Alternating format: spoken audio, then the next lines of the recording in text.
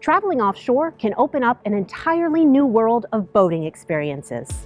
This not only includes the activities that you can do offshore, but also the hazards you may encounter. Preparing for an offshore adventure can take a significant amount of time and planning. There are potential hazards offshore that need to be considered before launching. Let's discuss how you can prepare and things you can do to be safe while operating offshore. This will include developing a float plan, looking at the forecasted weather, and following your pre-launch checklist to include supplies and safety and emergency equipment. Also, a self-assessment of the fitness and health of the boat operator and passengers is important to consider before launching. Are there medications that need to be taken at certain times, or physical limitations that would limit a boat operator's fitness for an offshore excursion? There are many considerations to take before making the decision to head offshore. Let's take a look at what information is in a float plan. Float plans should include the time and location you plan to depart, a description of your vessel, length, color, registration number, how many passengers you have aboard your vessel, details of where you are traveling, how long it will take to get there, the time and location you will return, communication equipment you will have, cell phone number, VHF digital selective calling equipped radio, supplies and emergency equipment you will have. There are apps you can use to download a digital float plan. This information needs to be shared with someone who can notify first responders in the event you do not return as planned. Make sure you contact this person before you depart and when you return. If you're unable to reach this person during your scheduled communication times, they'll have all the information they need for the first responders to find you. Getting caught in a storm is a common boating hazard, and one you can often prevent. Using accurate forecasted weather and real-time weather information will help you plan your trip. There are various information sources available. However, the National Weather Service, NWS, is always a source that can be trusted. They broadcast constantly on a VHF FM radio, or you can get them on the web.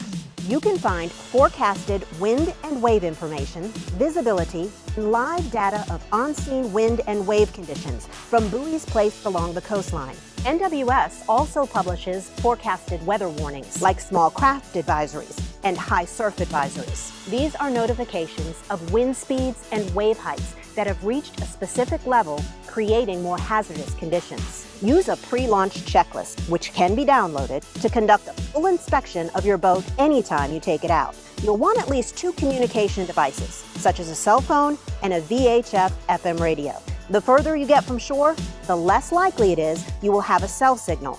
VHF FM radios allow you to communicate with any and all boaters on the water in range of your broadcast.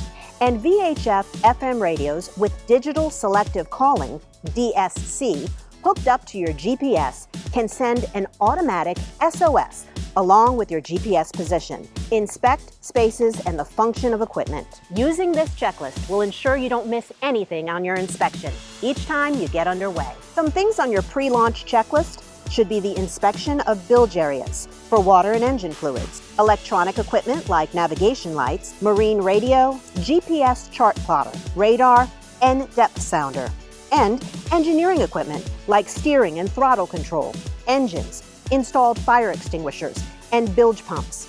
Having basic tools and a few spare parts, belts, light bulbs, etc., on board is a good idea. The more you use the pre-launch checklist, the more complete it will become, as you learn more about your boat and add items of importance. 2 distinct pieces of safety equipment you should focus on when boating offshore are personal locator beacons, PLB, and the type of life jackets each passenger will wear. Attaching the beacon to your belt or life jacket can save your life should you become separated from your boat. And wearing the proper life jacket for offshore use is very important. PLBs are battery-powered devices that send out a distress signal. The signal is sent out via satellites and earth stations and is coded to the registration of a person. These devices are small enough to attach to a person and have a very high success rate of rescue when maintained and operated correctly. The U.S. Coast Guard can also locate your boat if you've taken the precaution of having an EPIRB device. The Emergency Position Indicating Radio Beacon will alert the U.S. Coast Guard to the location of your boat. Having a locator beacon for your boat and on your person offers overall protection should you become distressed or separated from your vessel. Consider the type of life jackets you have available to you. You must be honest about your in-water comfort. Are you able to tread water for an extended amount of time? The U.S. Coast Guard goal is no greater than a 2-hour response time.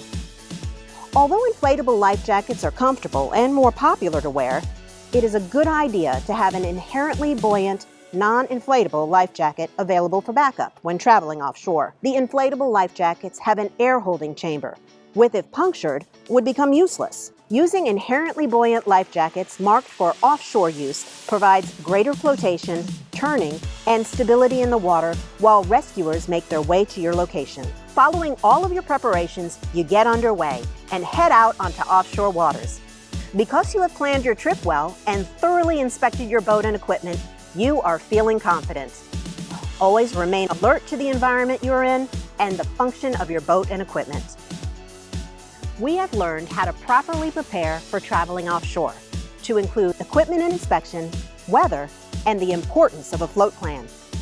Learning how to prepare for an offshore trip and things you can do to be safe are just a few topics in learning about boating safety. Challenge yourself to learn more and share this knowledge to make everyone safer on the water. Education is one key to remaining safe while boating.